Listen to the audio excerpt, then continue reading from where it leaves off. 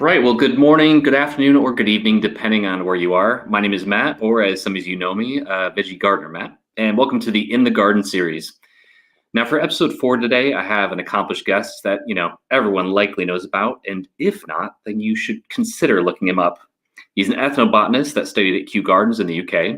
He's written several books, my favorite being Grow for Flavor. In fact, that's where I met him and became friends with him, and also appeared on several shows you might have seen on TV, including the BBC, the Chelsea Flower Show, Gardener's World, and even the Big Flower Fight on Netflix. But moreover, he's a columnist for New Scientist and has even written at least 7 books. So with me today is James Wong, and James, welcome to the show. Where were you in high school, Matt? You made me sound much cooler than reality in that little description. Oh gosh, I was honestly, like, I sound really successful when you say it that way. I don't think of myself that way. So thank you for the little ego massage. oh, happy to help. I honestly think it comes from the background of working at Disney is we had to actually go through trained actual sessions for an entire week on how to present and how to look up people that you're going to be speaking about and stuff like that. So I don't know. Maybe it's that. Think Mickey Mouse for that one. In a positive, enthusiastic US style way, as opposed to a sort of a British miserable way. So, okay, all that aside, making sure to boost your ego, why don't we talk a bit about yourself? So what do you do for work? And, who is James Wong? Well, that's a good question. Well, I was asked this recently in a written interview, and I wrote back, someone who doesn't like talking about himself. And they didn't take that for a legit answer. So, well, my professional training is as an ethnobotanist, and that's a botanist that specifically looks at plant use. There are lots of different ways you can study botany. You might be a taxonomist, and what taxonomists do is study how plants are genetically related to each other. Or you might be an ecologist. I mean, you might be looking at how plants function in ecosystems together. From my background, we're really all about the actual use of the product. It's a kind of a combination of anthropology and botany, and I studied that at Kew Gardens and the University of Kent over here in the UK. And I'm just generally fascinated about plant use. I think one of the things that people often ask me is, so how did you get into finding plants interesting? What did you have an inspirational teacher, or does it run in your family? And my answer to that is always, because I used to think I had to make up an origin story. Oh, when I was a kid, yes, I guess my grandma did take me around the garden. And then I asked my big brother, who's obsessed with football, Paul, has anyone ever said to you, so why are you interested in football? Did you have a really inspirational teacher at school who taught you about football? Or does the interest in football run in your family? And he's like, no, of course, James, because football's interesting. I'm like, well, I think that about plants. My kind of instant thing that pops up to my head whenever I have that question is, how are you not interested in plants? Plants are literally everything about our basic biology, most of our basic instincts, the anatomy of our bodies, the way we structure society is all down to millions of years of coevolution with plants. And on top of that, they look beautiful. I mean, to me, it is fundamentally so weird that people aren't as freakishly interested in plants as I am.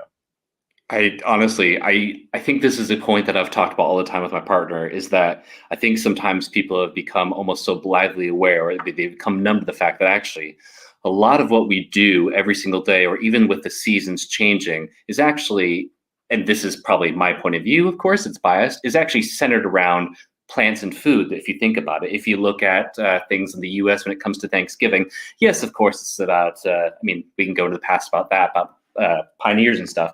But think about it, it's always about the autumn leaves and bringing attention to that. It's about the food that's grown. It's the cornucopia.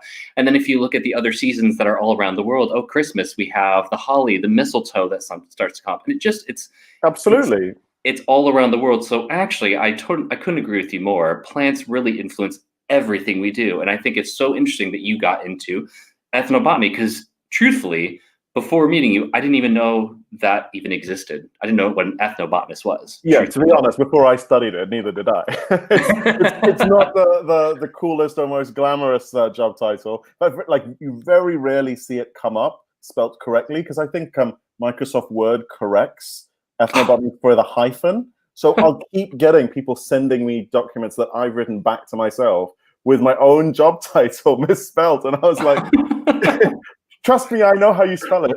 I thought I'd mention an ethnobotanical fact that has something to your background, though.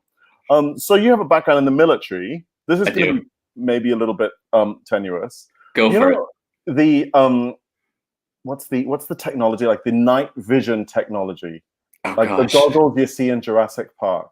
You know, the multiple different shades of green? Mm-hmm. One of the key reasons why they're green instead of black and white or any other range of colors is that human eyes can detect far more shades of green, like several orders of magnitude more shades of green than any other color. And that's really unusual for all animals, particularly mammals, to be able to tell that differentiation. And it's basically because it allows us to become better botanists. We can better distinguish toxic plants from tasty ones, which gave us survival advantage in our deep evolutionary past. So the very fact that our eyes are on the front of our heads rather than on each side, like many mammals have their eyes, is so we can navigate and see a 3D environment as we're brachiating between branches of trees. So the very way we see the world, we may not know it, but is fundamentally dictated by plants. Wow. But honestly, I think you may have just blown my mind there, because I didn't know that. Not in the very least. So thank you for that. That's perfect. I mean, I'm very willing to exchange facts for night vision goggles. If you have any mates who can grab me some, I'll reenact the scene from Jurassic Park.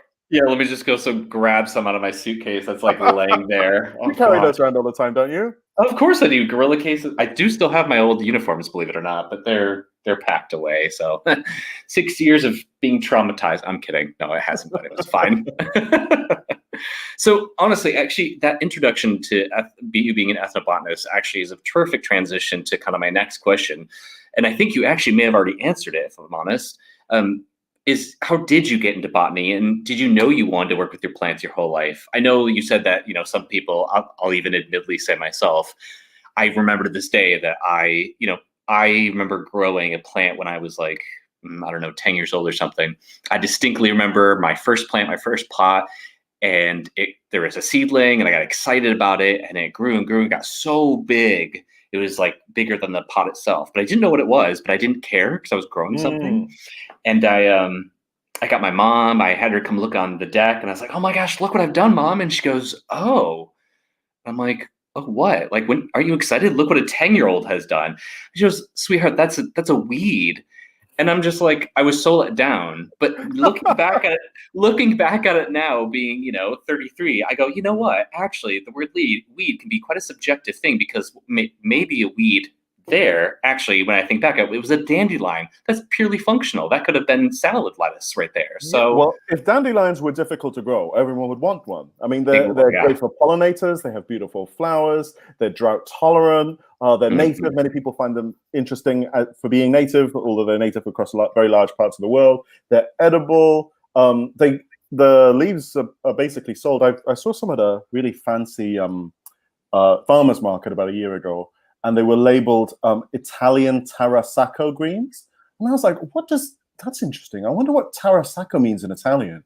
Because in Latin, it just means dandelion. Hang on, wait, these are just dandelion. Marketing. With the right marketing, weeds are just any other plant with not a great PR. Yep, and that's what I actually did at one of my quizzes that I did for Instagram. Is I talked about how dandelions from your book grow for flavor, and how much they have more. I believe it was 7 times more antioxidants than regular spinach, I believe.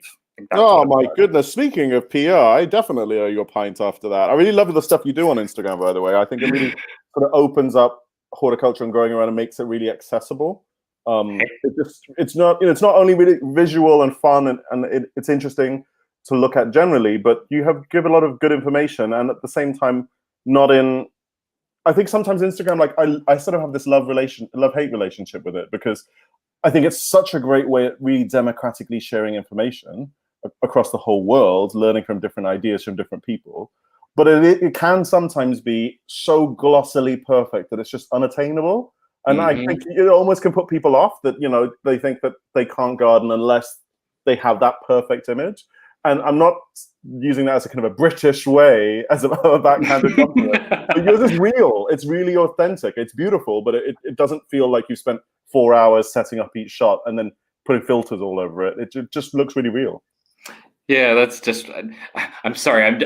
This is totally me going away from the question. I'm sorry, because even then I just love talking. But yeah, I just honestly, for me, I am not on the platform for followers, and I will state that till I am literally blue in the face. I'm there because I'm on a personal journey to grow as an individual and learn and bring people along when it comes to gardening, whether it be a practical architectural type of gardening, like bioaffiliate design, if we're talking about how to design a garden, which I did with our backyard without any experiments, anything like that. I don't care if I have no followers. I just want to do it because I'm learning something along the way, and it's my passion. I love it. And if I can share that passion with you, wonderful. Come along with the ride. That's all I care I'm about. now stalking you because I've never looked at your follower numbers because I never look at them either. So I'm now stalking you to find your follower numbers so I can either be bowled over or try and get you some more.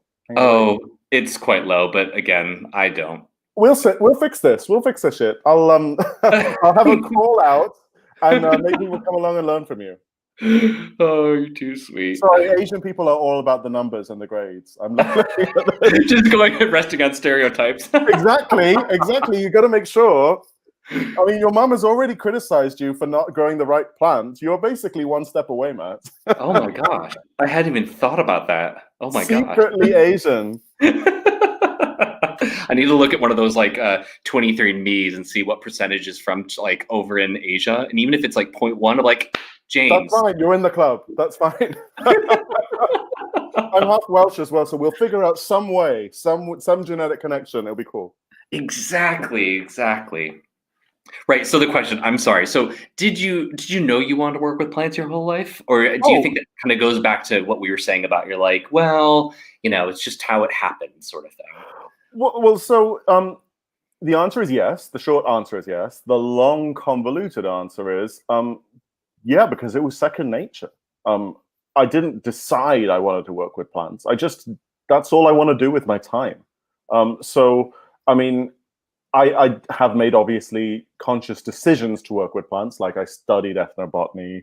I decided to then, even when I graduated, carry on working in that area because I suppose there are people who might study physics, let's say, and do even a PhD in it, and then end up working in banking. So I definitely made conscious decisions to work as a botanist, but it was sort of a given because life is short, and people who are one-track minded like me, like plant one-track minded, like I can't do anything else with my time. I just get very bored with really anything that isn't plant related. And I find plants infinitely fascinating in every way. So I ended up doing that. Working as a botanist is relatively tricky. So when I graduated from Kew in Kent, I ended up working at a plant conservation body for a while at Kew.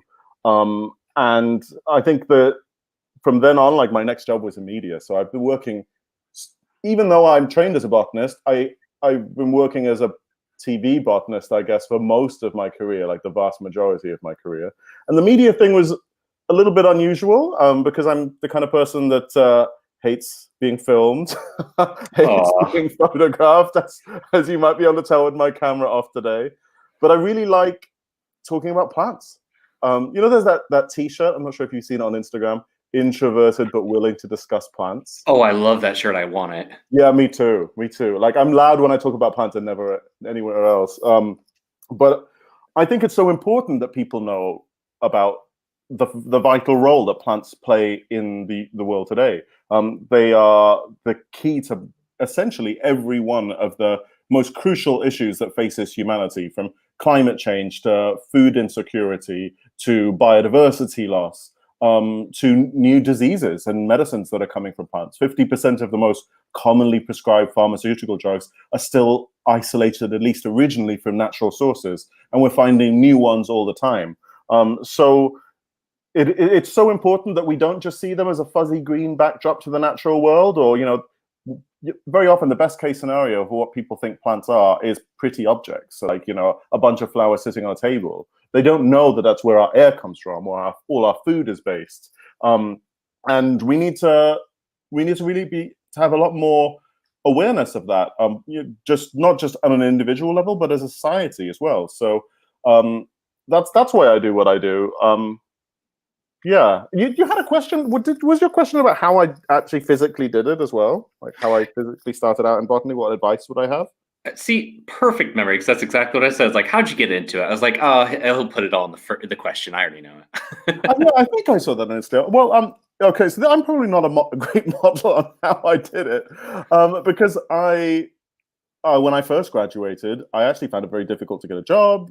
This is, way back like 2008, I think. It was like kind of the height of financial crisis, which crashed everything, particularly including academia and a lot of the charities, which is where your conventional job route would be as a botanist. So given that situation, and I had just graduated, I had really no experience. I had education, but that was it. I found it tricky, and I don't want to compare it to what kids are facing today, because obviously what kids are facing today is unimaginable compared to what I faced. But I think there's a certain amount to be said for just being really persistent and not giving up, and also not taking no for an answer. So I would do things like, I was living in a flat with like 10 other people in London, working minimum wage jobs just to be able to pay the rent while looking for jobs. And what I would do is I'd watch a TV show and be like, oh, that's a really interesting show. And I wait for the credits to roll. Like if it would be a great documentary, maybe by BBC Bristol or something like that. And I realized that BBC email addresses are just first name dot surname at bbc.co.uk. So I just tested them. And I did that with radio. I also did this sort of similar stuff with books and magazines. And when I wandered around Chelsea Flower Show, I went with a bunch of mates. I was like, I could do this. I mean, I could try and do this. And they said, James, you actually have to be someone to be at Chelsea. And I went, oh, yeah, sure. I mean, I am no one. But those people who are someone, they weren't all born into the right situation. Some of them had to start from somewhere. So I said, well, I'll just go online and I'll fill in their online application form. And they were like there's going to be an online application form. And I went online and yeah, there is one. So, having tried all of those things, I had sort of, eventually, if you're tenacious enough, what I found is that you for every 150 no's, you might get a maybe.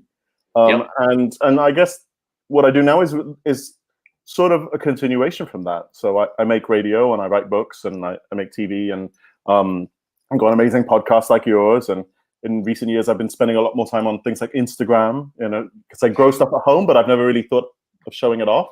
And then I suddenly realized, oh, actually, people will pay you to do that. And then you can actually spend more time at home playing with your houseplants if people will pay you to do it.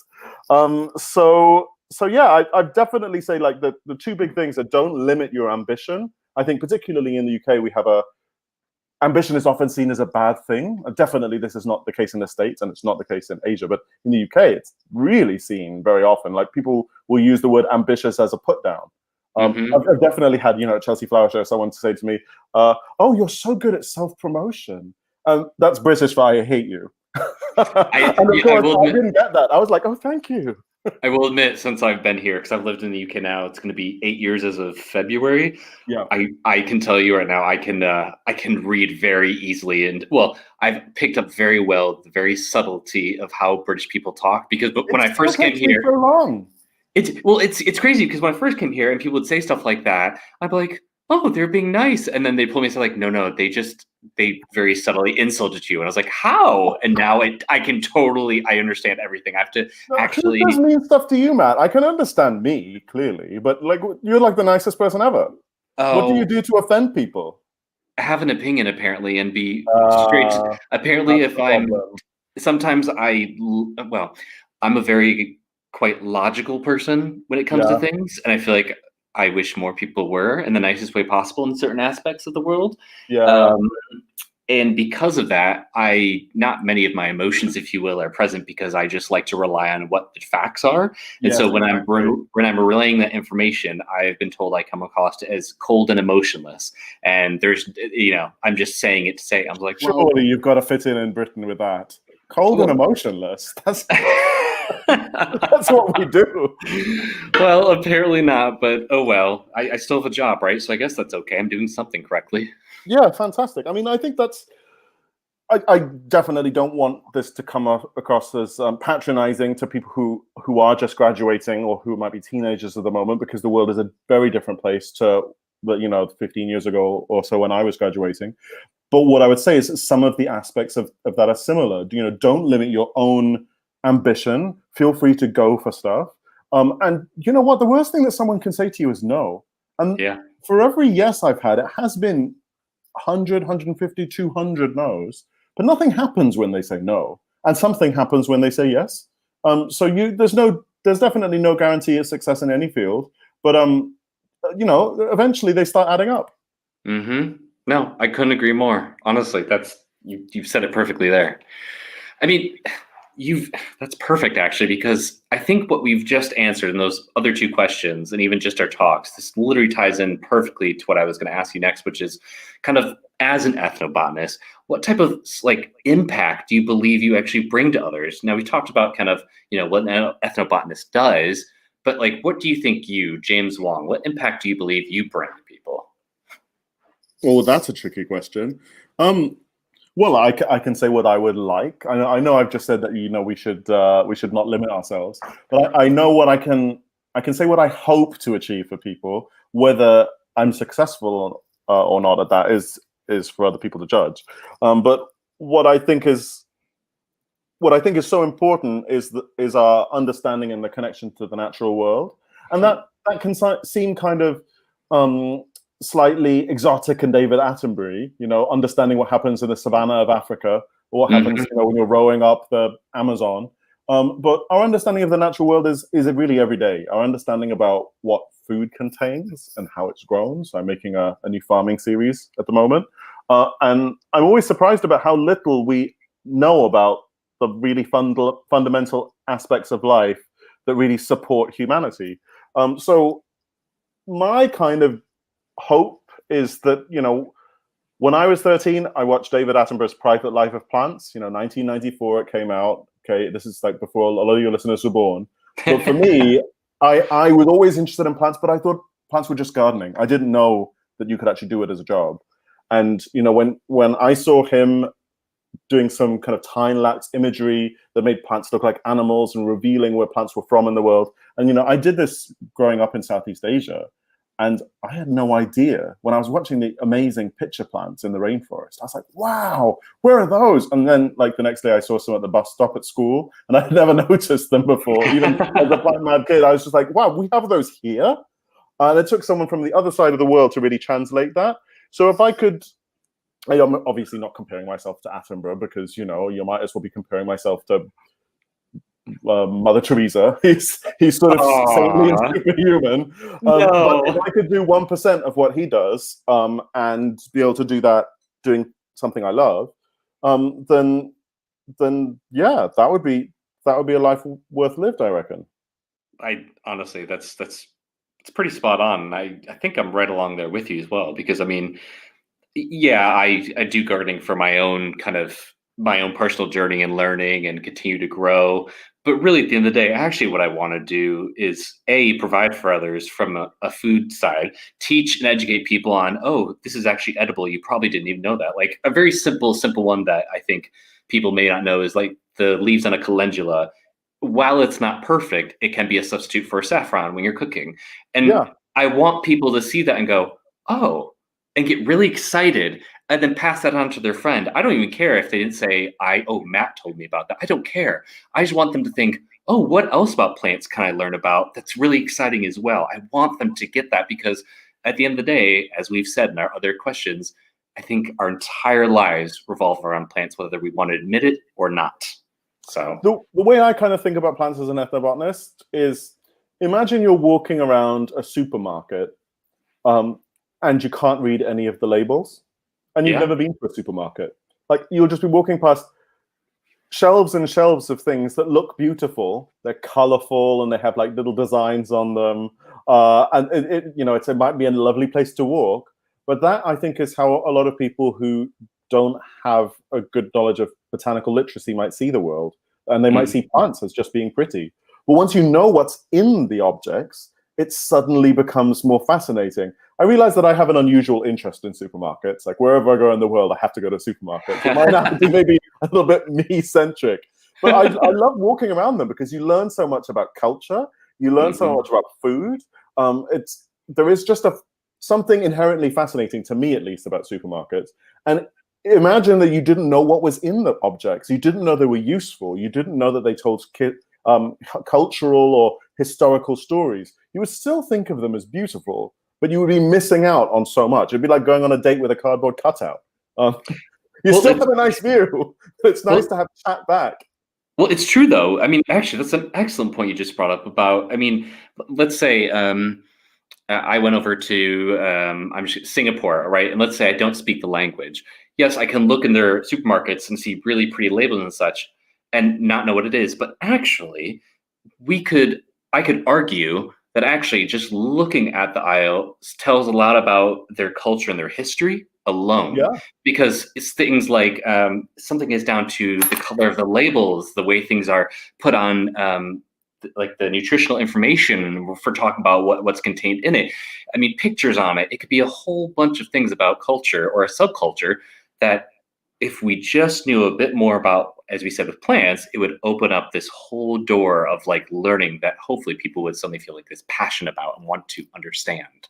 So I went to Japan a couple of years ago with work, and I managed to have half a day off, and I spent the whole half a day in the supermarket directly opposite my hotel, which I realized is sort of terrible. But in Japan, like in the fruit and vegetable section, there are 2 categories of fruit and vegetable section, which I never knew. So they have the normal fruit and veg, which is very pretty, as everything is in Japan.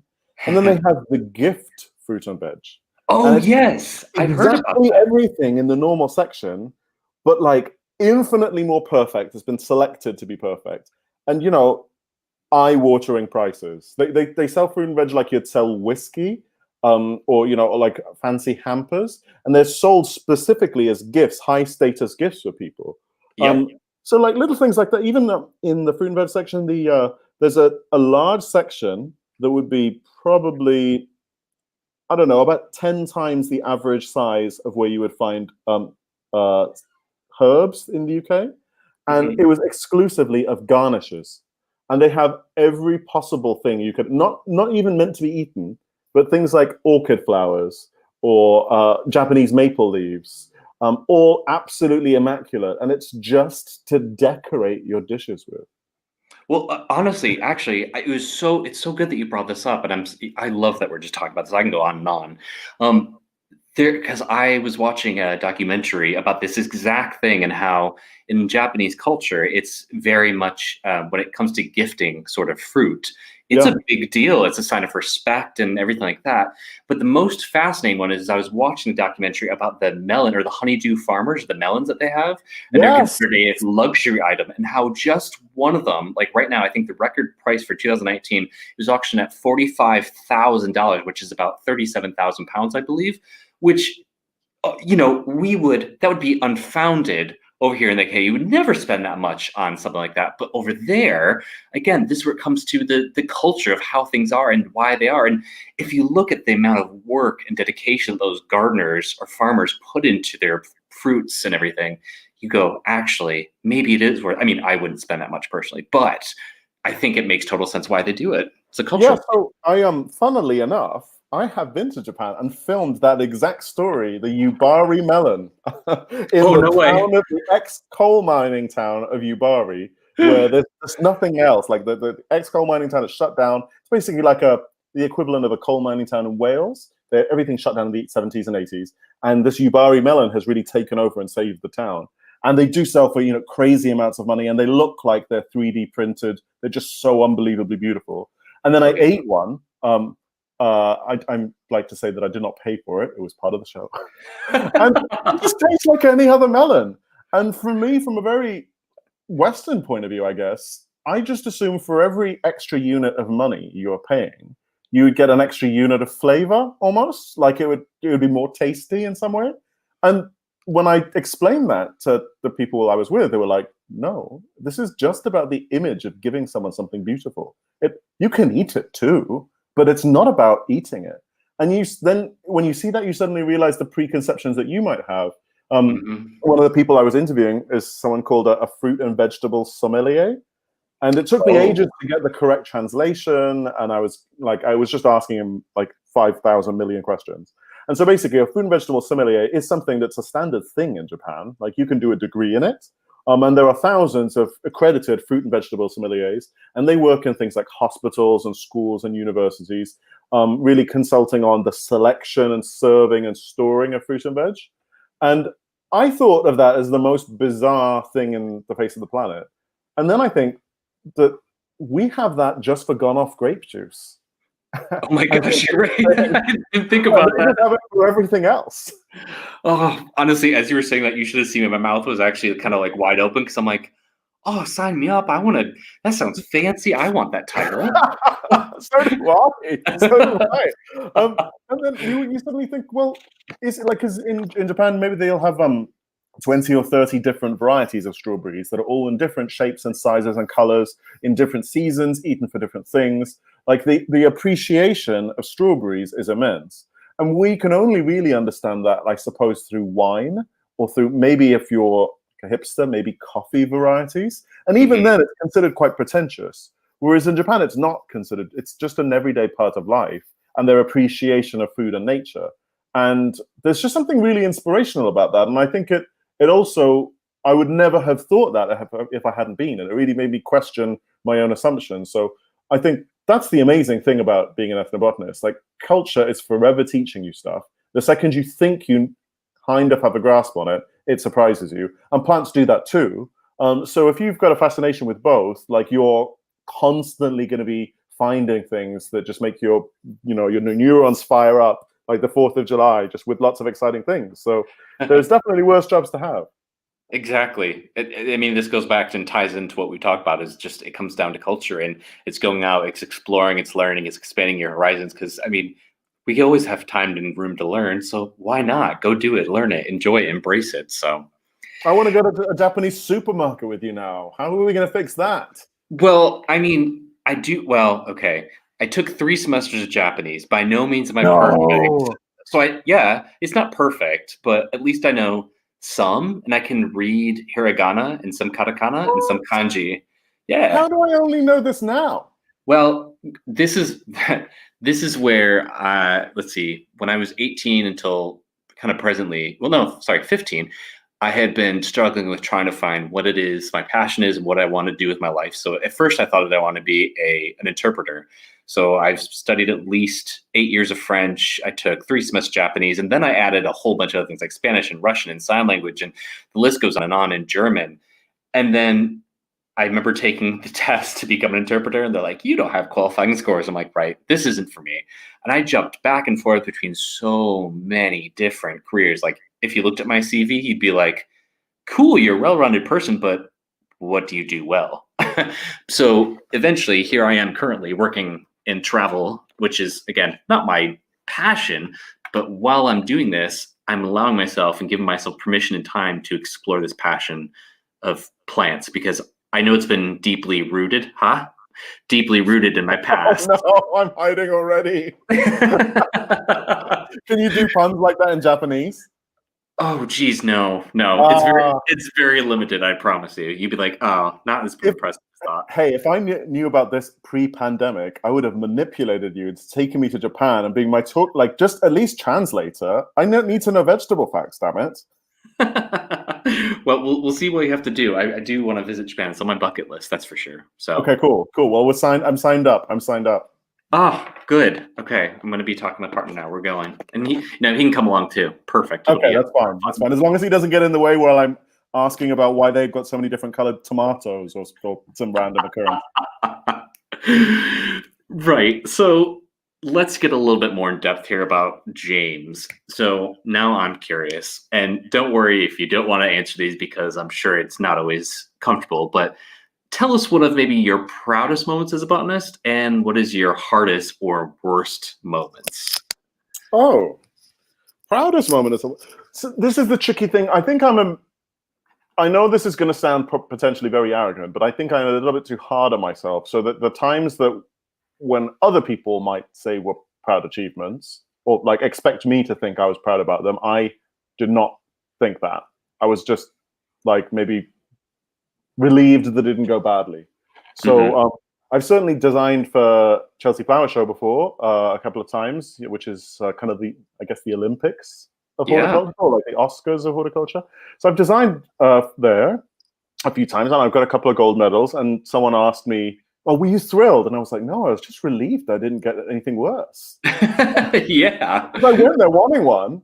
And then I was quite surprised as well. And like when you watch the TV coverage, it's always champagne corks popping, people jumping up and down and cheering. And then there's footage of me just being like, okay, that's all right. I mean, I was so sleep deprived at the time and like mud covered from months and months of working on it. Oh, the dichotomy is amazing. I love it. Yeah, I think I must have looked miserable that day. But I mean, I suppose maybe I'll put it this way. So one of the things that I'm most happy to have achieved, I'm not sure proud is the word, but happy to have achieved, is in my work, I've been able to visit all the places, or a lot of the places that I could only dreamed of visiting before. I made a food series a few years ago for PBS, actually, in the States. And I went in for the meeting, and they said, okay, right, well, here's where you're going to be. You're going to be in Mexico looking at a type of corn. And I was like, wait, you mean huitlacoche, the fungus that infects corn that's eaten as a delicacy in Mexico called the corn truffle? They were like, yes. I went, what? and then later on the 4th of July or whatever, you'll be in Peru looking at a very unusual type of potato. And I was like, potatoes? No, not the one that's toxic that they had to carry to the top of the mountain, where the frost at the top of the mountain breaks open the cells, freeze drying it, and thus rendering toxic potatoes safe to eat. They were like, yeah. I was like, is this some kind of like? Did you make? Is there a hidden camera here? Have you read my internet history and trying to portray it? And so that was amazing.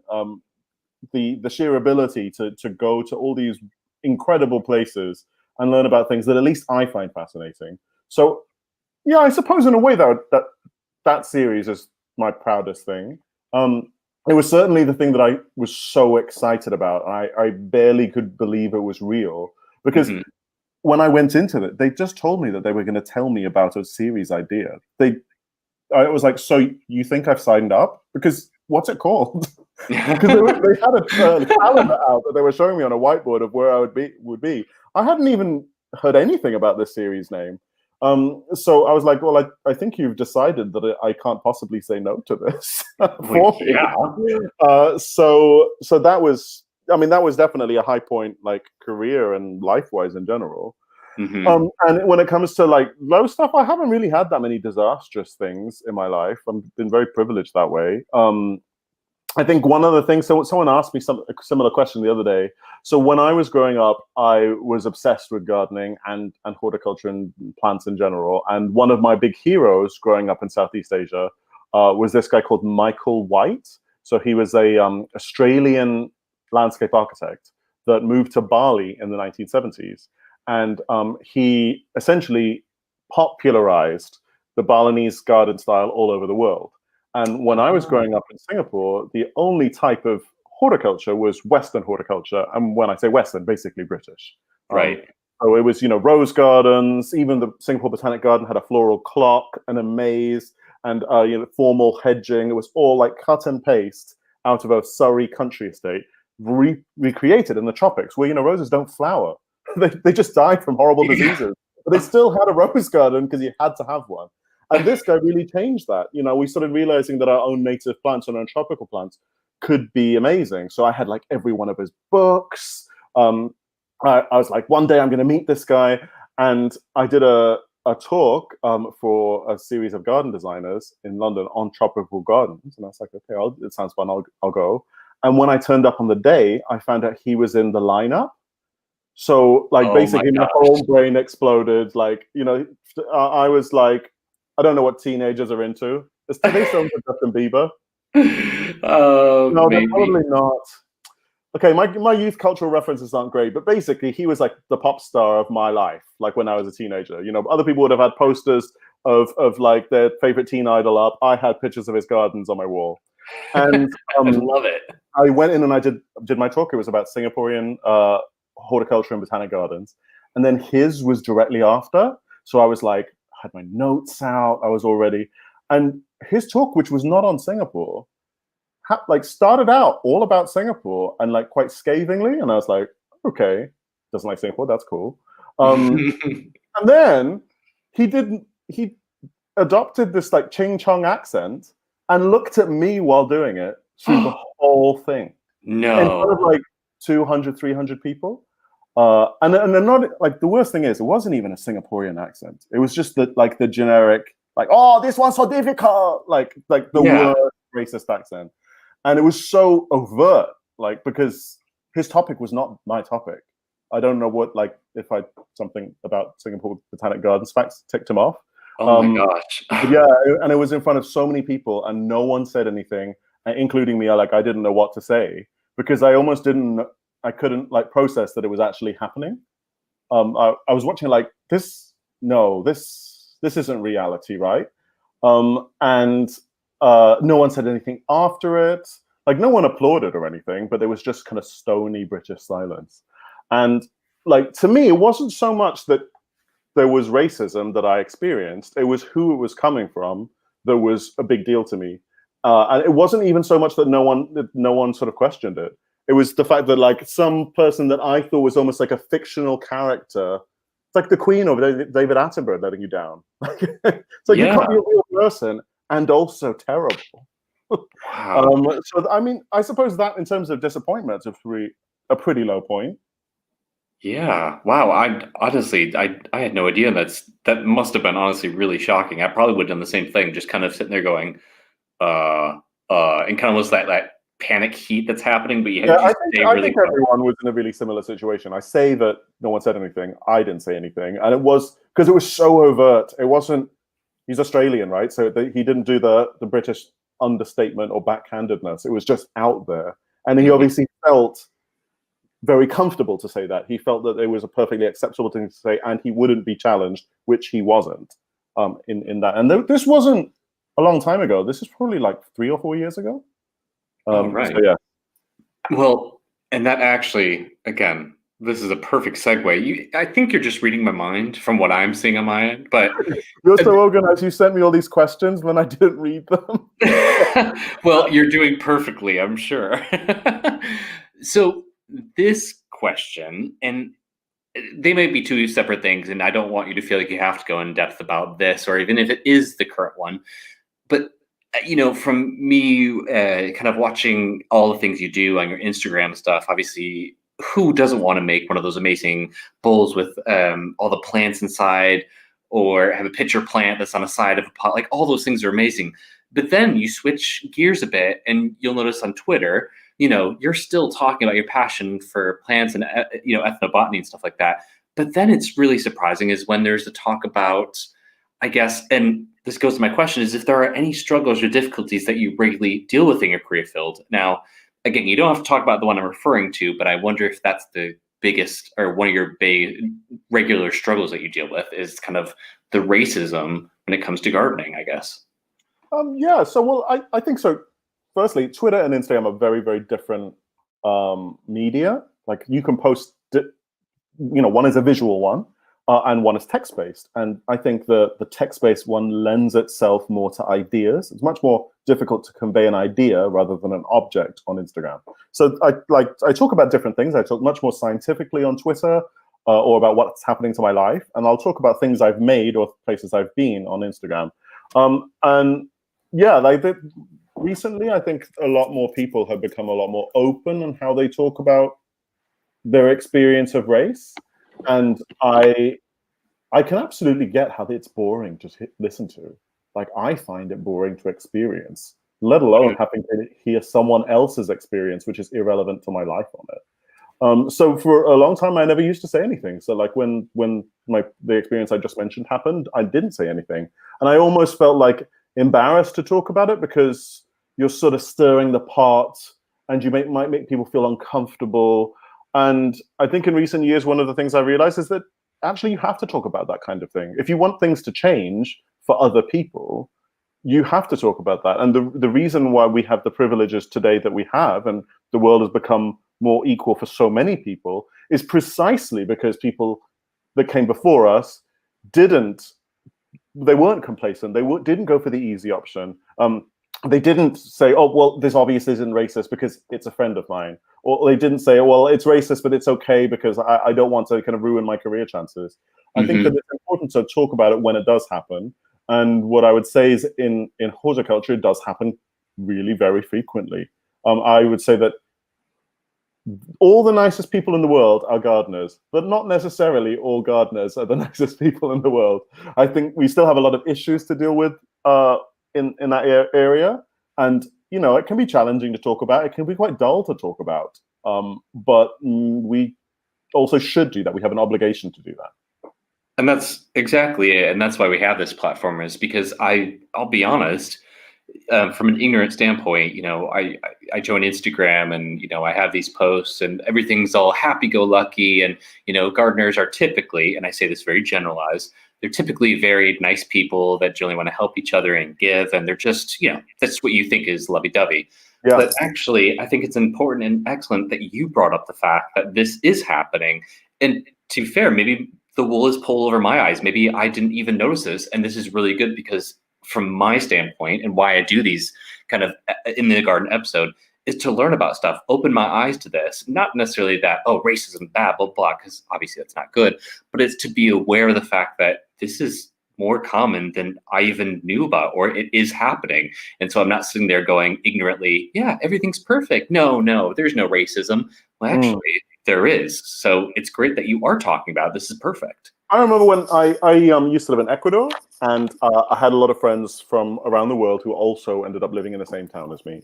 So I had some American friends, and they were like really beautiful and blonde, and they would always tell me about how this very small rural town that we lived in Ecuador had a real big problem with sexism. And I was like, I don't never seen any evidence of that. And it's not like I doubted them. It didn't ring true with me. I'd never had any sort of inkling of that. And I went to the market with them, as I do all the time. But one day I got slightly, in a big packed market, slightly separated from them, but only by probably about 2 meters. And in Ecuador, like, I visually fit in. Like, it's the one place where I don't stand out. In Singapore, where I grew up, I was always the white kid. In the UK, I'm always the Asian one. In Ecuador, I was like blending in. Just a little bit too tall. And then you suddenly, as soon as they were separated, maybe 1.5 meters, 2 meters, you start hearing the cat calls and the whistling and this general creepiness. And it sort of really opened my eyes to the fact that just because I didn't see it doesn't mean it doesn't happen. Right. And I can completely empathize with the fact that you may be convinced something doesn't happen because you have never seen it. Like, you know, it's like someone trying to convince you a unicorn is real. Everything about your life experience shows you that that's not true. And so someone shouting about a unicorn can seem opinionated. It can seem quite confrontational. It can be seen as quite attention-seeking. And I think that there's a really similar parallel to what happened. I mean, from then on, obviously, this happened in my early 20s, and now I am much more aware and less of an idiot about the issues of sexism. But I think that it really sort of, it gave me an empathy to be able to explain to people to be able to understand why they may not think that racism's a thing. Because if you've never experienced, there is no reason why you would notice it. Mm-hmm. No, and honestly, that's exactly why. This kind of ties back to the thing what I was talking about is when, for example, I'm approaching things, I try my best to approach it in a scientific or an objective, logical point of view, so that when I do come across something like this, like racism in gardening, at least I can go, oh, right, okay, keeping an open mind. I personally have an experience. Let me learn about this so I can understand it, versus just being like, nope, doesn't exist. Gardening is all about being happy. And I create this halo effect around the entire area as a whole, thinking it's not possible. Everyone's It's so much perfectly happy. easier though to think that second way. I like that. Like, it'd be so great for your mental health to think there were no problems I and everything know. was rainbows and unicorns. I know. Maybe you're right. Maybe I should live in But ignorance the rest of my life. I know I mean, it's very tempting. So I can absolutely see why that's the case. Yeah. But things don't become better by ignoring problems. And it isn't. I think there's another thing that people think that you have to feel really guilty about stuff like that, and that if anyone mentions that there's a problem with race, it's about making you feel guilty. You don't Hmm. have to feel guilty about colonialism. It happened years before you were born, and Hmm. you have no connection to it.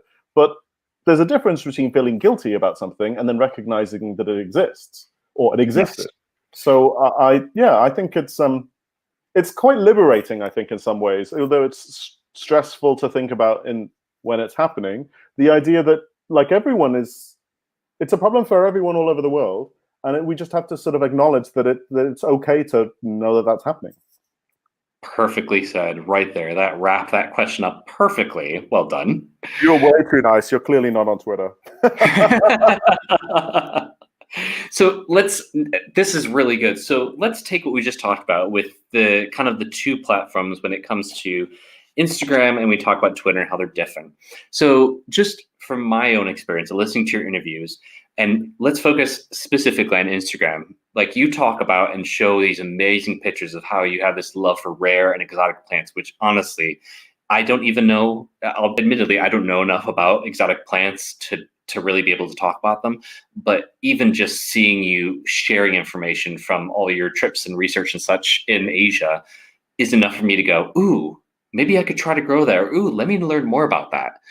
So tying that in with something that, obviously everyone knows that's near and dear to my heart is the edible side of things, because I like to have a functionality of things. Not that if they're not edible, they're not functional, but I guess the practicality of it, I don't know. Yeah, sure. So I guess from your point of view, and there doesn't have to be one, but are there any underrepresented or kind of rare edible plants that the world really should know more about that you've come across? Oh, that's such a good question. So one of my key research interests is that there's an estimated, because this is the great thing with plants, we don't actually know. We've had to estimated 400,000 plant species on Earth. Of Wow. that, about 50,000 have been eaten to some degree. They've been edible to some degree. And out of those, we only really regularly eat probably 100 species. If you look at the plant-based sections of your supermarkets, your fruit and veg aisle, and maybe like pasta, spices, etc., we probably only eat regularly about 100 out of 50,000, which I think is 0.05 the potential that we could be eating. We're missing out on 99.5% of potential. So one of the things that I researched a few years ago was how much of these plants could potentially be grown in the UK, because that's the place that I can have an opportunity to test them. And Right. how many of those do we not eat because there's a really good reason? They taste terrible, or they're hard to grow, or they just require too much processing. Hmm. And how much of those are actually quite decent and maybe potential competitors to the things that have become popularized?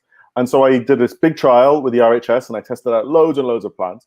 And I was genuinely surprised about actually quite how many out of that are really great options. And if you look at the history of plant introduction around the world, there is sometimes a really good reason why a plant has become popular. It's easy to grow, it tastes great, it's so easy to process, it's really versatile. Like something like the potato is a really clear example. But sometimes, like the potato, for example, was domesticated in the Andes I think, was introduced largely by the Inca, but domesticated previous to that. But Hmm. the Inca had at least 10 root vegetable crops, only one of which became popular in the West and then spread around the world. They had 9 other ones that were interesting to experience and like to see whether they were just as good, if not better. And there are loads when you start analyzing like that. Things like berry plants. If you compare a Chilean guava, for example, which is a relative of the blueberry that comes from Chile, unsurprisingly, Ooh. it looks like a pink blueberry and sort of tastes a bit like a blueberry, but also like strawberries, like strawberry lip gloss, like more strawberry than strawberries, like artificial flavor strawberries, like Right. strawberry bubblegum.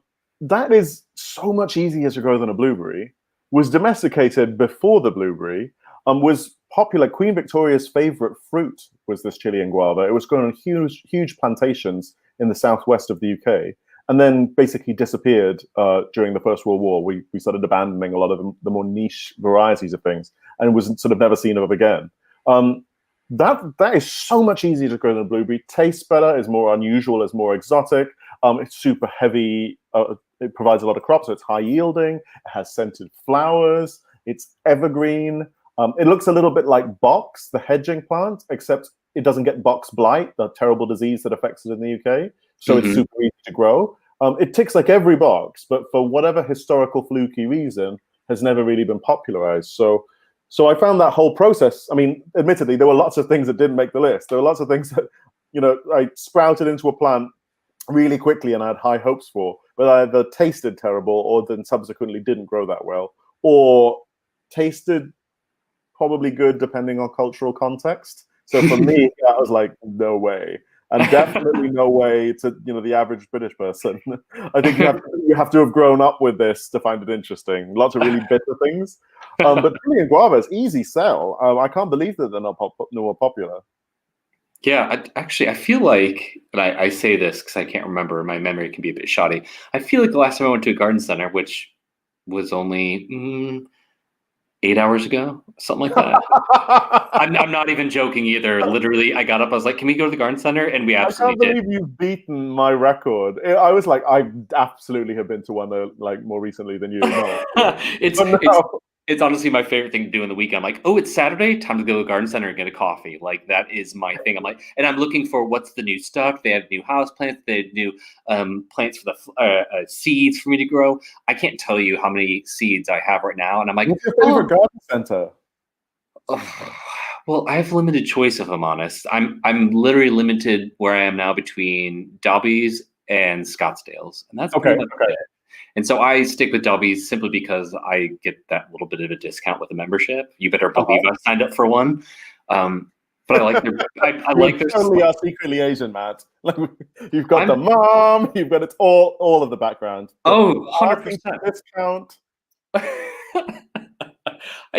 If I'm gonna, shop at something I love doing, I want to make sure I'm getting a good price for it, though. And that's also. Oh, see, now I know exactly what you're gonna say from this.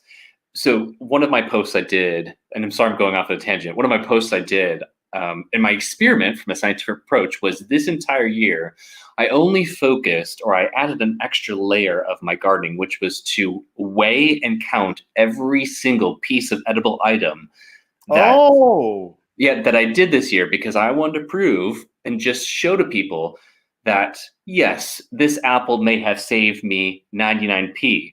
But I grew 133 apples. And my plum tree, yes, this plum may have been only 50p, but I grew 350 plums, which way too many. So at the end of the year, I found it so fascinating from a data perspective, because I found out I grew over 450 pounds of food, like money-wise, not for the Americans, not weight.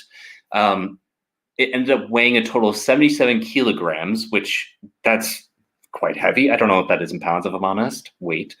And then even further, I then plotted on a chart where I can expect certain plants to be happening, where are going to be my large harvests. I looked at what was the most profitable in terms of per item, what was least profitable. And honestly, and I think maybe you have liked it, but I found it so fun at the end of the year to tally up everything and go, oh my gosh, this is my year, and literally a picture and a diagram showing me everything. And how can I improve this for next year? And I'm like, as I was saying this, I'm like, James is gonna have something to say about, you made a chart, you did the maths on this. Here we go. Something great to say. That's exactly I was gonna say the boring, weird stuff that I do. Because there's like another layer of fascination in doing that, because so much of standard gardening law is exactly that. It's kind of accepted ideas that are passed down and repeated so much that I think people have heard them so many times they believe they must be true. And very often, when tested scientifically, they aren't. So actually doing that is really interesting, because it either confirms some of the things you were doing already were great, Or when you meticulously go through, you think that, I grew, there are certain things you can grow, like potatoes. And one of the standard ways that they recommend to grow potatoes is in a potato growing barrel, like a kit. You can buy the whole kit together. Yep. And so you could obviously can grow potatoes in different ways, but when you grow them in a kit, I once did a little calculation that if I bought them to grow on my balcony in a kit, I bought the kit, I bought the potatoes, I bought the compost, I got the watering can, I did all of those things. It would be cheaper for me to buy them gift wrapped from Harrods and delivered to my door in the Harrods branded horse and cart. Oh my gosh. Because and people will say that it'll save you money. I mean, certainly growing your own can save you money in many aspects, and particularly since when you grow your own, you can grow all kinds of fancy varieties that are only stocked in the most expensive kind of exclusive supermarkets, but it's just as easy to grow. But it's just really interesting for me to see that, does it actually stack up? And sometimes it absolutely does, and sometimes you kind of think, oh, maybe that wasn't worth it. Maybe I'll grow another variety of potato and in a different way, a much more exclusive and unusual one, or one that you can't even buy. And I'll grow it in the ground, for example. So it's doing all of that stuff that I think is really key and really pushes gardening on. Instead of just repeating all the things we've done in the past because that's how we do them, it's actually testing them rigorously and thinking, can I do this better?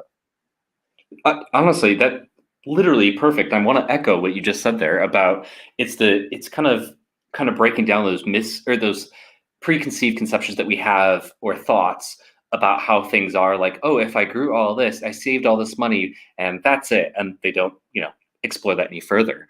So what I did, I just think to myself, right. And this kind of actually goes back to your book, Grow for Flavor, because again, obsessed with that book. Because again, it integrates the science. But it's like things like at this juncture, we really need to find things that we disagree on, because it's like mutual backslapping. It's get very monotonous. We have to inject controversy and have a Twitter war at the end. But carry on, Matt. I know. I'm waiting for someone to be like, "Oh God, it's them complimenting each other again." I'm going to leave the show. But like, for example, one of the things you said in your book was talking about how there's this myth about how people believe that heirloom tomatoes will always taste better than regular ones. And there's basically, obviously, when it comes to taste, it's all subjective, and that's true. However, in terms of the actual scientific, like the genetic makeup of it, it's not exactly 100% true, and it comes down to, again, personal taste. Got it, fine. I, in my head, when it comes to growing, thought to myself, right, if I grow heirloom tomatoes, therefore I will save the most money. I was actually wrong. That's not true. Oh. So, again, maybe it was just what I grew and stuff. Yeah. It is one of my top ones. It's of my top 5. So I'm going to list them in the highest to lowest. Surprisingly, it was apples, then courgette, beef tomatoes, pears, and then broad beans. Now, apples. Yeah, exactly. I was apples are cheap to buy, and tomatoes aren't, especially weird ones. And that's why I'm so thrown off. But I think it came down to the crop size that I got. To be fair, I got obviously more apples than beef tomatoes that I got. I mean, the savings is apples 67 pounds, beef tomatoes is 46 pounds. But then I know, right? So then what I did is I then did an average per item. And the highest average cost per item that I saved the most money was artichokes at 2 pounds a pop. Yes, absolutely. And I am so happy, honestly. I didn't realize also how big artichoke plants got. And so I've already cut it back for the year, and it's already got 5 more growing on it. And now I'm like, and they grow vigorously, weirdly, in the winter when you least expect them, because they come from the Mediterranean, where it's very dry in summer, so they're sort of genetically programmed to grow in the winter when it's really, they've got that moisture. It's one of those plants that it's a thistle, basically, so that their price in the supermarket doesn't reflect how easy they are to grow. It's essentially a weed that we're eating the thistle head of. So they're a really good example of where effort put in really low, value, at least in terms of economy, is really high when it comes out. And apples, I never really thought about this, but you dig a hole, you put an apple tree in, for the next 50 years, as long as you keep it well watered when it's settling in for the first year or so, you will get apples, no matter what you do. You don't have to prune it the right way. You don't have to have the right soil. I mean, there are things to have more apples and better tasting ones and better shaped ones, for example. But fundamentally, if you did nothing, you would still get them. So in terms of input and output, apples are a really good example. I just thought because they're inexpensive that you wouldn't get that. But I'm now perving at images of your apple tree. Wow, that looks great. Yeah, definitely. That's helped me challenge some of my own preconceptions there. Again, that may not be the best example because I think because it's quite a what should I say, a specific case study of just my backyard compared to someone who maybe doesn't have an apple or has one that's a couple of years old and they can grow 44 different varieties tomorrow. Like, for example, She Grows Veg. She's huge on Instagram. Oh my gosh, the amount of tomatoes she can grow. She might have huge savings from it. But I've just noticed for me, like, for example, I have to pay for, I have to pay for seeds for the tomatoes because I didn't save mine because I'm an idiot. And yeah, I have to deduct those costs of seeds. Whereas an apple, it's there. I don't have I'm to. looking at the She Grows Veg woman's feed. I've already taken an instant dislike to her, but out of pure jealousy. What a beautiful feed, isn't it? Oh my gosh! gosh! She has an image of heirloom tomatoes that looks like some kind of Italian Renaissance painting. It's almost difficult to believe that they come in, and I have grown hundreds of varieties of tomatoes. The sheer range of them, color, shapes, color breaks with stripes, purple, green, red, yellow. Yep, Amazing. and that's what because of that, I'll be honest, from her, and I'll probably call her out for this, is I've ordered a whole bunch of different tomato varieties because I cannot, actually probably more than my greenhouse can even take. So, I'm going to have to do a very large harvest, and we'll see how those scientific facts come out. Great. Oh, follow back. She follows me. That's embarrassing. Okay, great. Well, sorry. Distracted. No, you're good. New internet crush.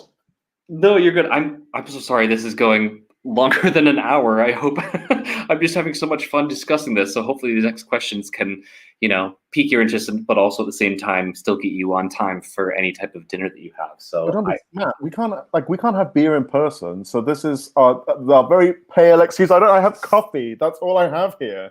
So for hours, I've got nothing planned.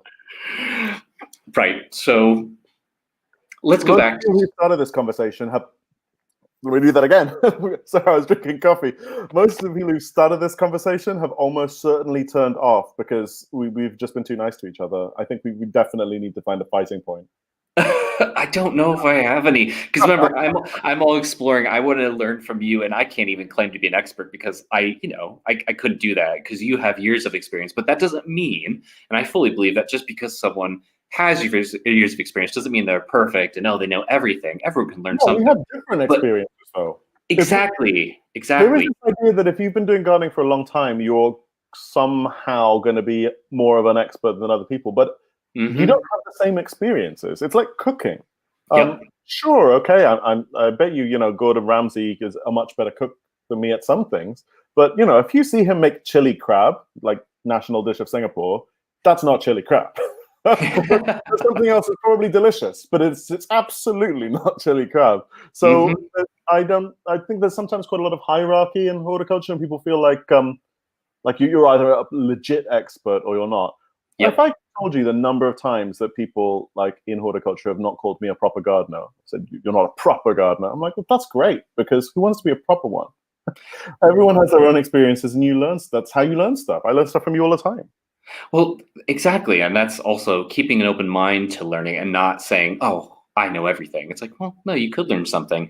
And that leads me to my next question, actually. And maybe I'm wrong about this. Maybe it isn't. Is what do you think is one of the biggest misconceptions about botany that you wish people would actually know about? I don't know if it ties in with that, to be honest, but I'm curious if there is a big misconception.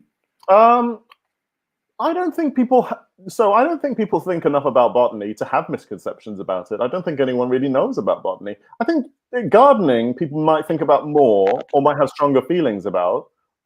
So I think there are misconceptions about gardening, definitely. I think there's this idea that if you don't memorize all the rules of gardening, like some kind of horticultural times tables, everything's going to die. You need to. There are rules out there. And not only do they exist, you have to memorize them and follow them to the letter. And if you don't do that, everything's going to go to hell. And you need to learn all the Latin, and you need to pronounce it in a certain way. And actually, if you kill something, that's a real terrible failure on your part. What I'd say to all of those things is, when I get together with my horticultural friends, I actually have some friends who are really amazing horticulturists, much better than me. Kind of top brass at places like Kew Gardens and the Royal Horticultural Society and stuff like that. Well, when we go to the pub, we talk about the plants we've killed. I've killed hundreds of plants. That's the Me only way we too. learn. Yeah. We never talk about our successes unless it's in the context of I tried 500 times and finally I cracked it, and I'm going to tell you the tips on how to do it. Yep, that's what I wrote a blog about, was that exact thing. I said, if you could ask a gardener anything, one of the biggest tips they say is be okay with the fact that you're going to kill a lot of plants. And there's nothing wrong with that. And in gardening, there are no mistakes, only experiments. Yep. And the only secret to a green thumb is persistence, really. It's not giving up on the first hurdle. And also, of course, never posting your failures on Instagram. I think things like Instagram, because you're designing it to look good, you don't show the things that aren't perfect or aren't as good as you would like them to be. And that's, I think, the downside of it, is that it can give you sort of false expectations. It is kind of the Vogue magazine version of your life. Everything, slightly edited and selected to tell a specific story. But I don't think that should put people off. Like, I have failures all the time. But when I get a success, that actually makes it better. If everything was easy, like when I first started gardening, I used to get my grandma in Wales to mail me VHS of Gardener's World. I don't know if you remember the VHS. Yes. We didn't have horticultural media in Singapore, so she used to send me that. And she used to send me packets of seed that corresponded with each episode. Oh my gosh, that's a dream. I know. So she was so manipulated. I was very good at this from a young age. And I used to, for a very brief period of my life, I thought I was some kind of horticultural prodigy, because, the packet on the back, it says how long the expected germination time is normally. In tropical rainforest, sweet peas come up in, no kidding, 24 hours. They're straight up. They're looking super healthy, and in the back of the packet says, 10 days to 2 weeks. And you're like, I did it in 24 hours. I'm a prodigy. Oh my gosh. And then 2 days later, they succumb to bacterial and fungal diseases in the sweltering tropics and just completely collapse. and then you did that so many times. She sent me a packet of seeds. There was like a kids mix. Like, I think it was like a Bambi branded kids mix of wildflower seeds. And it said something like snapdragons snapping at each other. And of course, I thought they actually did snap at each other. And then those failed as well. And I think there's this old formula that frustration or the desire plus frustration equals obsession, because you want to figure out what happened. Like, why did I get that wrong? And I think certainly that's what drives me today. There's lots of plants that I could grow that would be easy, that would be low maintenance, I know I would get success with. But where's the fun in that? I want to grow something that no one else has done before, or maybe in a not necessarily better way, but maybe a different way to what people have done before. And to me, it's that sense of adventure and discovery which horticulture is all about. It's not about following rules. We talk about them as rules. They really should be tips and tricks. And a lot of the old horticultural rules are just made up anyway. When we scientifically test them, they're just rubbish. So yeah, I think that the biggest misconception is all of that stuff. You have to be a certain type of person. You have to be an old white person with a double barrel surname and live in rural Sussex. You can be anyone and be interested in plants. They're so democratic. You don't have to have a garden. I mean, I don't have a garden, and I've got 500 houseplants. You don't have to follow any of the rules. It's about the joy of experimentation and creativity. It's honestly, you said it perfectly right there when it was about, and I bet you there are other gardeners that listen to this that have the same exact experience where I had a grow mat, or a heat mat, if you will, and I was just germinating. This is when I didn't have an outdoor garden, so I grew everything indoors with the grow light and everything, because I was obsessed with it. And I was able to get, I think it was a courgette seed to germinate within, I think, only 36 hours. And I was like, I'm God. This is Running it. Like, around your flat with your shirt over your head like a football. no, like, not even kidding you though. I literally went to my partner and I said, I beat this by 4 days. I did this. And I was like, I must know the secret of gardening. And at that I was like self-confessed. I was like, I'm a genius at it. And I was like, okay, well, I'm not, but I need to stop. I think seed companies should put the date much larger on their packets, like longer, so they make everyone think at the first hurdle that they're amazing. But They really, should. what happens in horticulture is often the opposite. So, like, the number one question, like my number one sort of catch out question when I talk to people, they are very often, he said, I'd love to grow plants, but I've tried and I just have a black thumb. And I say, is that because you started with a basil plant from a supermarket? And invariably, the answer is yes. Oh It's a no. horticultural gateway drug, right? They're right there in the supermarket. It's something you want anyway. It's often almost as cheap, if not cheaper, to buy one in a pot than like as a packet. But what they don't realize is that the horticultural industry, grows basil plants that are designed to die, so you buy another one. This is They from your pack it book. in. I Yeah, they learned pack this. like 20, maybe even, I think more. I think I did a count recently on one of them, like 40 seedlings in one pot to give the illusion of something really lush. And then, of course, the seedlings start competing with each other for light and space, and eventually just it'd be like having a bunch of fish in a bucket. They eventually start attacking each other, and things don't go well. Whereas if you simply took the basil out of its pot and repotted it into 4 or 5 pots, splitting up the root ball, you give each one enough light and space, and you have 4 basil plants to give to other people and 1 basil plant that survives. And I think very often when people fail with that, if you're new to horticulture, you don't know that it wasn't your fault. You assume that you did something wrong and you blame yourself and you think you have a black thumb, whereas in reality, that's just not the case. So I think that it's important for people to know. If they just made things so much easier and gave people lower expectations, like if I'm ever in charge of a seed company, I'll be like, this thing takes 2 months to just germinate. And if people have something in 2 weeks, they'll be like, yes. Oh, that's me right now. I'm trying to grow an eryngium at the moment, the silver ghost, I think it's called. Or something. Oh, I'm sorry, I'm not going to go to tangent, but literally, so I was reading through the instructions, like, right, let me just look a little bit further at this. And it says that you have to, I planted it, I put it indoors, I'm letting it stay in nice, warm weather, and I'm sitting there, and it says, oh, it takes about 12 to 42 days to germinate. I was like, 42, that's quite a jump between the two, 30 days, whatever. So anyway. As well, 12 to 40, what? 46? 42. I was like, what is that? 42. Why don't you just say it takes a while? Just leave it at that. But anyway, so I'm sitting there and I was like, it's been 2 weeks. I've seen nothing. And then I looked further. It says needs a dormancy period. I went, for fuck's sake. So I put it outside. Oh, but the story gets even better. So I put it outside in my cold frame, my greenhouse, if you will, and I let it stay there for a couple weeks, and I brought it in. What happens as I bring it in? I slip on the snow. That happened, and I drop the whole thing. Oh, no. So you better believe, yes, the next day when it rained and it cleared up, I was actually on my hands and knees on my sidewalk getting those eryngium seeds and putting them back into new one. I was like, you sat out there in dormancy, I'm keeping you. Oh, I absolutely did. And they're in my... I can just imagine the neighbors. He's at it again. He's on his hands and knees outside in the cold.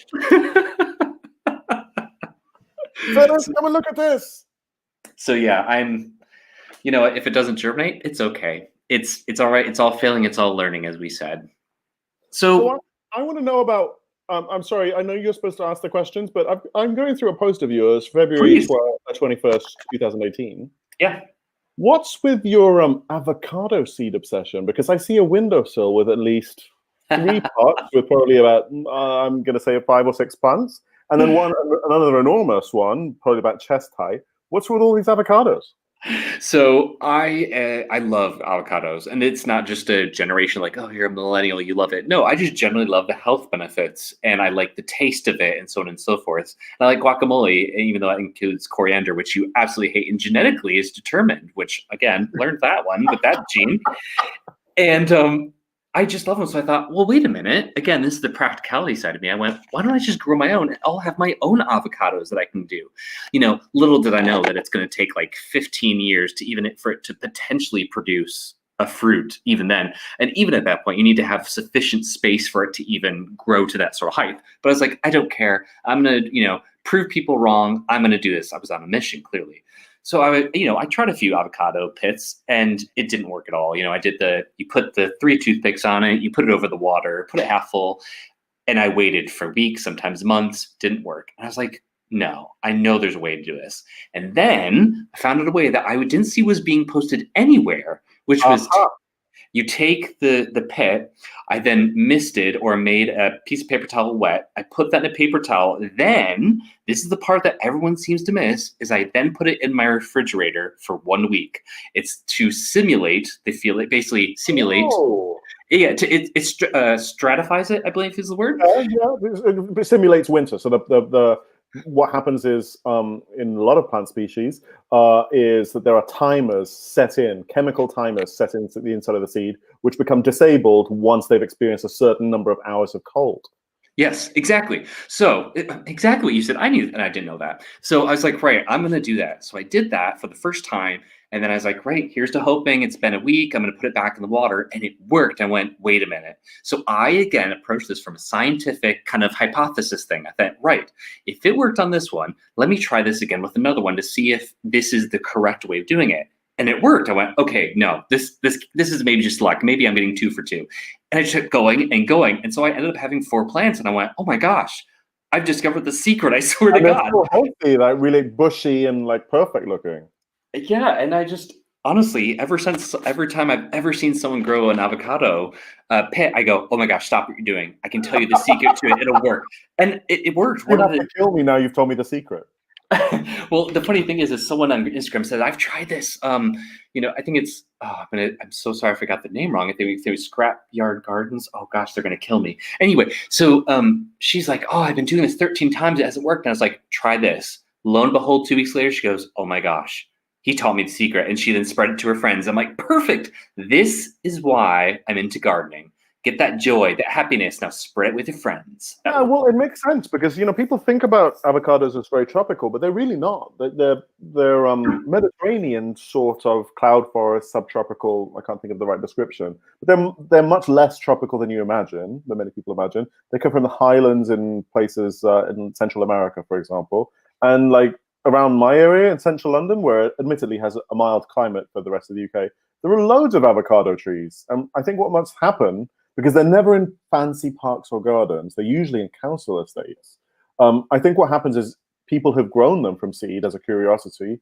They've got to a certain size and then have planted them outdoors, not knowing the rules. And people who don't have a fancy gardener they pay a lot of money to, or landscape designer to buy them in trees for thousands of pounds, have actually ended up with the coolest, most interesting plants. And avocados are dioecious. They require a male and a female to produce fruit. And there are fruiting ones in London. So what that shows is there's obviously enough of the plants, there's enough density of the plants for them to be pollinating in between themselves and producing that fruit. So for every one I've seen in fruit, there's probably a lot more behind other buildings that you can't see when you're walking on the street. So yeah, fantastic. I've seen they actually sell avocado plants now as house plants, and not cheaply, like 20, 30 quid. Wow. Maybe that's my new retirement project. Now I have your avocado seed sprouting secret. I honestly, I thought about doing that. I was like, oh, I'm just gonna grow a bunch and just sell them. I thought about it, but I was like, We need to go to East London and rip some hipsters off. That's what we need to do. I think we're totally in the business. Hurry, let's go make a patent about this. Let's do it. You've got the greenhouse. I can talk to rubbish. We'll do it. Oh gosh, it's so funny. Before I go to the next question, I couldn't agree more when you said about how they don't understand the rules when they move plants. I have never. I think aside from telling people that overwatering is the #1 killer of houseplants, and it's so true. The other thing is when people go, "Oh, I have this plant," and because it's a tropical plant, I just assumed if I moved to my greenhouse, it'll be fine. But it just died, and then when I suddenly teach them, there's this thing called plant shock. They suddenly go, well, wait a minute, that can't be a thing if that's what they're native to. I said, no, you've literally shocked their system. It's like taking you as a human being, putting yourself in the desert and going, why are you panicking? Whereas if you were in the desert for a good over in the Middle East for about 2 weeks or so, suddenly, if you went back to the UK where it's 24, 25 in the summer, you'd think that is freezing cold and you could get sick. And the same goes for plants. I said, plants are just like people. We're unique and we have our own needs. And just like changing environments, they do go through shock a bit. Absolutely. Absolutely. Right. This one I've been so excited to ask you about because, I know you may not be able to tell me, but we're like friends. No, I'm kidding. Right. So is there... I don't know what on earth this question is going to be now, Matt. So is there anything exciting that we should be keeping an eye out for you that you're doing at the moment? I know you've talked about the Eden Project talk and, anything else, or I'm just curious. Okay, so I have. I thought that lockdown would be amazing because, obviously a terrible time for the whole world, but to be positive and look at silver linings, I thought it would give me an excuse not to work for a little while. I thought, oh, great, I'll have some downtime and I'll just tend to my houseplants. And I'm perfectly happy for a few months doing that. But no, sadly, work continued. So I have been filming a new farming series that we still managed to film. It's a global farming series. It was filmed in lots of different countries. And I originally was meant to go to 10 or 15 countries to film it. We still managed to go to 3. And the rest of the filming crew, like independently, we hired filming crews in lots of different countries to stitch it together. So the series covers all of those countries, even if I didn't personally get to go to them. That's going on BBC World in the beginning of the new year. It's called Follow the Food. So that'll be really. I mean, I was really fascinated by some of the stuff I learned. It's essentially about how we're going to feed our growing population in the face of climate change by 2050. You know, we're going to have double the population on the planet. Our ability to feed people is going to be significantly less, and there's a very real risk of food insecurity. So we've been looking at everything from how to make a carbon neutral cow to finding out how we can grow rice without so much water. Instead of growing it in a rice paddy, if you can grow it in a way that dramatically reduces water requirements. And at the same time as doing that, I've also been filming a houseplant course. I'm not sure if you've ever heard about like there's a new trend for online houseplant or online courses. Yep. I'm such a dinosaur. I haven't heard any of this stuff, but so it's a thing. Like we have 20 lessons where I'm explaining like everything that I could possibly think of, and trying to condense that down into 20 lessons was tricky because you can tell I like to talk. So yeah, it's coming out next year with a company called Create Academy. So we managed to film it in beautiful places like the Eden Project and in some incredible apartments in London that don't look anything like my actual house, but of course it's the glossy world of television. So the houseplants are real, but the locations are definitely fantasy locations. And I've seen some of the early edits. It looks amazing. So, and it's really different from regular TV because instead of like short pieces of camera that cut up, they literally just put the camera on and then you talk for however long while preparing an aquarium or a living wall or a terrarium. So it's a lot more real in some senses. It's not the heavily scripted, perfect vision of the world. It's a beautiful place, but it's sort of hopefully quite authentic in how we talk about it. See, I actually will be looking out for those sorts of things because I'm all about that life. I mean, I think I've seen a lot recently about things where they say, you know, learn from Helen Mirren, her masterclass or something like that. And it's been huge in celebrities. So it sounds just like that. It's, just an online course. I'm basically the Helen Mirren of houseplants. That's what it is.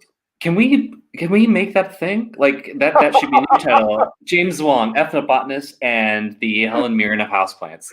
Well, why did you have to go with that example? You have gone for, I don't know, I can't think of anyone amazing and manly, sadly, at the top of my head because I don't know any celebrities because I just like Pierce Brosnan? Yeah, why couldn't you go for the Pierce Brosnan? Or who's the guy who does Wolverine? Hugh Jackman. Why couldn't you say Hugh Jackman? Helen Mirren? Oh, come on. Let's be honest. Helen Mirren is a queen. Like, amazing. Okay, fine. In that case, Helen Mirren, I'll go with it. Fine, you're the Helen Mirren / Hugh Jackman of... That's a very weird-looking celebrity baby right there. Oh, I don't even know where to begin on that one. Right, so we're on to my last 2 questions, and you've honestly been so wonderful, and I've really enjoyed this, and I kind of wish it didn't stop, which, to be fair, when lockdown is over and safe, I think we should meet up in London to, have a few drinks and stuff, because it's been, how many years? About 2 years since we've had a meetup, so I think we're overdue. Also, people are at home and bored. They can listen to this rubbish all day. We've only been going for an hour and a half. That's true. That's true. I say this, and not like you'll get the stats, and no one's heard beyond 5 minutes of this. Well, that'll happen. It'll show my stats like, oh, at 5 minutes people stopped, or they just like fast forwarded to the end. I'm like, that's fine. I had fun anyway, so there you go. Cool. What's your next question? I've got to keep you on the straight and narrow, like Singapore exam style. Well, actually, this literally I don't know if you're looking at the questions, but that actually relates to my next question. Is that I remember you did a piece. You talked about Changi Airport over in Singapore. Hey, look at that. Which I thought was. Is that genuinely the next question? It is actually, yeah. I promise you, I haven't looked at them. Well, I loved that when you were talking about it, because generally I believe I'm not alone on this, is that we will literally be traveling one day in the future to Singapore, but especially to see the airport just because of the plants that are in it. I mean, who wouldn't want to? So from what you've had with that, what has been your favorite kind of part about that location? Oh, that's a really good question. So one of the things that people who follow me on Instagram will know is that you will see a lot of images of Singapore, and I guess it's because it's where I grew up, and so I go back relatively regularly. And also, if you really like tropical plants, which I do, and you really like architecture, which I do, it's probably the best place in the world to see kind of modern Jetsons-y space age agriculture, architecture, and at the same time see kind of wild primeval planting. And it sort of combines it in a really unique way. And I don't think I really appreciated that as much as a kid, because that was just my reality. I suppose I always thought that rose gardens and woven willow was more aspirational, because it was exotic to me. And now I live here, I think, why can't we have skyscrapers with rainforests on the roof? And like balconies with just plants pouring off them. So it's to me, it's probably the most inspirational place in the world to see green architecture. Not just because of the climate there is conducive for it. The economy is really conducive for it. So the government has mandates to cover X number of buildings, completely clothe them in green, and actually puts up the funds for 50% of that. So there's a government mandate and there's funding. But there's also the aspiration to do it. We're not shackled in Singapore by this old idea that gardens have to look a specific way, and that way is from 200 years ago in Victorian times. They can sort of look anywhere that you want. So some of the ideas are not necessarily all work out for the best, but because they have this almost Victorian idea about experimentation and dreaming big, some of their projects are spectacular. And Changi Airport is really one of those. Like it's a airport that has its own director of horticulture. I think it has at least 12 themed gardens throughout the airport, including butterfly gardens under glass, right down to cacti gardens on the top of the roof, where you can watch the planes go off and drink cocktails by a pool surrounded by lots of weird and wonderful cacti. And to me, like, what I thought was really impressive was their new dome, their jewel dome. I'd seen it on some images online, and you always see the CGI render, and you kind of think, oh, what's that going to look like in reality, though? Because anything looks good in CGI. I've been there, and I've just put up some photos on Instagram, and people have actually asked me if it is a CGI render. I was actually there. I promise you. Like in a CGI render, the camera doesn't shake, and I was definitely shaking while looking at it. So, in terms of aspiration and dreaming that anything's possible, and then being willing to put up the funds to do that, I don't think there's a better place in the world to see horticulture in Singapore. I mean, really, where I would love to go to is somewhere like Japan, which has that enormous history and all these kind of weird and wonderful ideas that we don't have in the UK. And I think that British gardening is amazing as well. But there is, in terms of uniqueness, it is definitely a unique place to see plants. Well, I mean, James, remember we already made plans. We're going to be going to Japan together. Oh yeah, well we can absolutely, great. That's sorted. We'll just stop in Singapore on the way. Oh, perfect. Yeah, you book it. You book it. All right, I'm on it. Personal travel person. Hey, look at that. I mean, to be honest, speaking of kind of the advice and aspiration side of it, I think you said it perfectly with what Singapore does, is that they're at the front of the line when it comes to being innovative with integrating plants into the environments that we have. Because, I think aside from, again, very difficult issues such as climate change and how it helps with that, I think it's something that the rest of us across the world should be getting more on board with. And I think we will eventually start to see that, if I'm honest. I think since this lockdown, people have been more aware of it, and they've seen the benefits of it from the cutting of carbon and what it's done for the environment. Excuse me. So I think that's a bit of advice that we're going to be taking from Singapore. Now, speaking of advice, that leads me now to my last question. I mean, again, perfect segue. Could everyone be like you? That's it. See, pat me on the back. Right. So when it comes, You're just patting yourself on the back for your smoothness of your segue.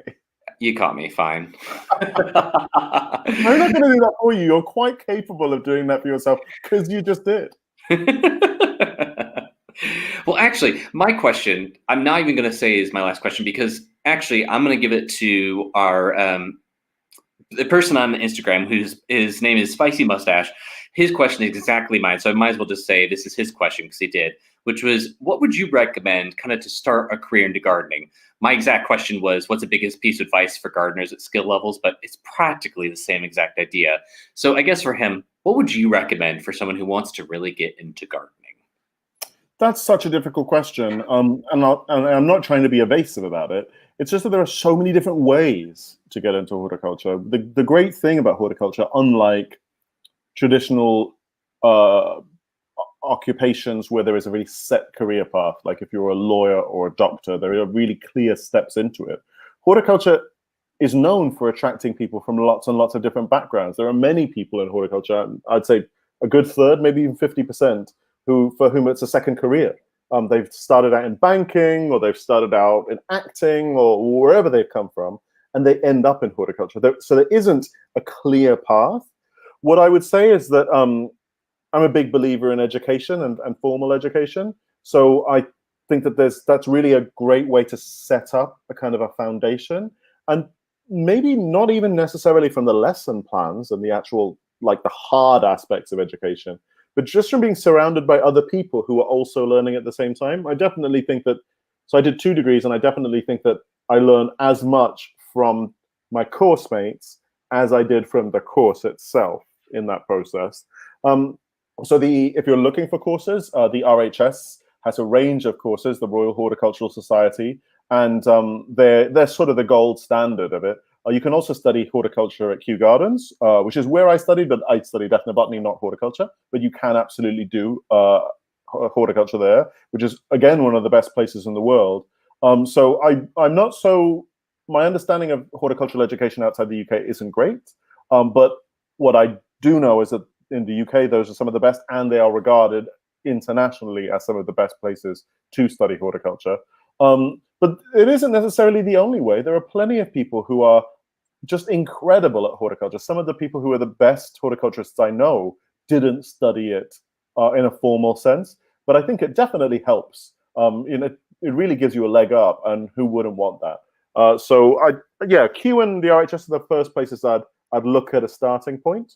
And in terms of, once you've got that foundation, I think I would just highlight what I previously said as kind of generalized career advice, which is, don't limit your ambition and really be persistent. There's some phrase about it's 1% inspiration, 99% perspiration. That's so true.